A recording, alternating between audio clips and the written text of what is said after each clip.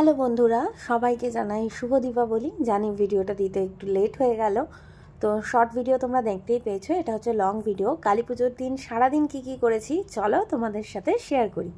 আমাদের বাড়িতে পোড়া মাটির প্রদীপ ইউজ হয় না। আমাদের বাড়িতে কালী পুজোর দিন প্রদীপ দিতে হয় এবং সেটা কাঁচা মাটির তৈরি প্রদীপই দিতে হয়। এই প্রদীপগুলো সব আমার বাবা বানিয়েছে এবং মাঝখানে যে পুতুলের মতো দেখতে পাচ্ছ ওটায় 5টা, মানে পুতুলের মাথার উপর একটা প্রদীপ করতে হয় আর ধারে 4টে দিতে হয়। এছাড়াও ঘরে দেওয়ার জন্য ছোট ছোট প্রদীপ বানাতে হয়।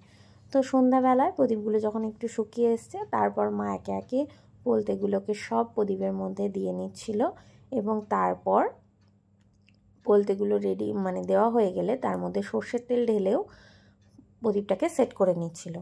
কারণ আমাদের নিয়ম অনুযায়ী কোনো পোড়া মাটির প্রদীপ আমাদের বাড়িতে ব্যবহার করা হয় না।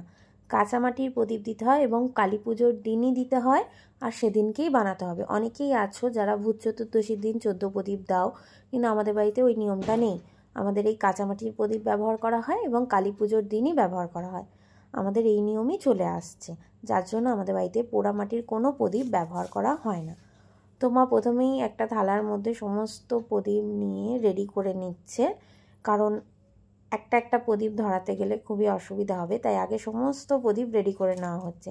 আর একটা নিয়ম হচ্ছে, এই যে পুতুলের মতো যেটা দেখতে পাচ্ছ ওইটাকে আমাদের দিতে হয় তুলসী তলায় ঠাকুরের সামনে। আর তারপর বাকি প্রদীপ প্রত্যেকটা ঘরের চৌকাঠে পূর্ব দিকে মুখ করে দিতে হয়। আর টুইস্ট হচ্ছে, প্রদীপটাকে নিচে দেওয়া যায় না, কাঁঠাল পাতার ওপর রেখে আমাদের প্রদীপ দিতে হয়। এটাই আমাদের নিয়ম। আর এই প্রদীপটা কিন্তু আমরা কালী পুজোর দিনই দিই। তো এরপর মা ওটা ওই পুতুল মতো প্রদীপটা তুলসী তলায় দিয়ে দিয়েছিল এবং আমি পুরো থালা সমেত নিয়ে গিয়ে প্রদীপগুলোকে প্রত্যেকটা ঘরে রেখে পূর্ব দিকে মুখ করে প্রদীপগুলো দিয়ে দিচ্ছিলাম। এবং এমনকি রান্নাঘর থেকে শুরু করে বাথরুমেও আমাদের প্রদীপ দিতে হয়, এটাই আমাদের নিয়ম। তারপর প্রদীপ নিভে গেলে আমাদের মোম জ্বালাতে হয় এবং মোমের সাথেই আমরা টুনি লাইট জ্বালাই একসাথে। প্রদীপ যতক্ষণ জ্বলবে ততক্ষণ বলছিলাম যে যতক্ষণ ওই প্রদীপগুলো নিভবে ততক্ষণ কিন্তু আমরা মোম টুনি এগুলো কিছুই জ্বালাতে পারবো না। তো প্রদীপটা নিভে যাওয়ার পর আমরা মোমবাতি টুনি এগুলো ধরাই। তারপরেই আমি চলে গেছিলাম আমাদের পূর্ব বর্ধমানের যে কালীবাজারে বড় মা অর্থাৎ অষ্টধাতুর কালী আছে, সেই কালীটা দেখতে। ভিড়টা দেখে বুঝতে পারছো তো কত ভিড় ছিল। আমাদের অষ্টধাতুর কালীতে সকালে এবং বিকেলে দুবেলায় মায়ের পুজো হয়, কিন্তু কালী পুজোর দিন ভিড়টা একটু বেশিই ছিল। তো বড় মার কাছে প্রচুর ভিড় ছিল, তো ভিড় ঠেলে কোনো মতে একটু সামনে দাঁড়িয়ে গিয়ে মাকে প্রণাম করলাম। এরপরেই কিছুক্ষণের মধ্যেই মায়ের সন্ধ্যা আরতি শুরু হবে, তার জন্য একটু দাঁড়িয়ে অপেক্ষা করে নিলাম। মায়ের সন্ধ্যা আরতি দেখার ভাগ্য তো সবসময় হয় না। তো ভিড়টা দেখে বুঝতেই পারছো কি পরিমাণ ভিড় ছিল সেদিন।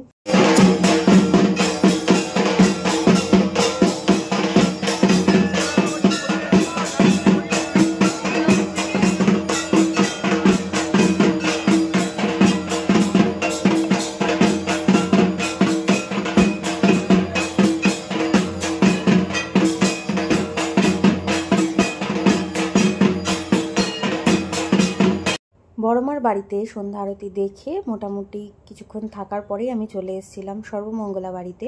কথিত আছে এটি 51 সতীপীঠের মধ্যে অন্যতম। এখানে মায়ের নাভিকুণ্ডু পড়েছে। তো এই ছিল সেদিনকের কালী পুজোর দিন, মায়ের মুখ আর মায়ের পুজো। সন্ধ্যা পুজো হচ্ছিল, তারপর এক জায়গায় সবাই ধূপ মোমবাতি এসব প্রজ্বলন করছিল। শেষে সৌভাগ্যবশত চাল কুমড়ো বলি দেখে আমি কালী পুজোর দিন বাড়ি চলে আসি, কারণ অন্য জায়গায় নিমন্ত্রণ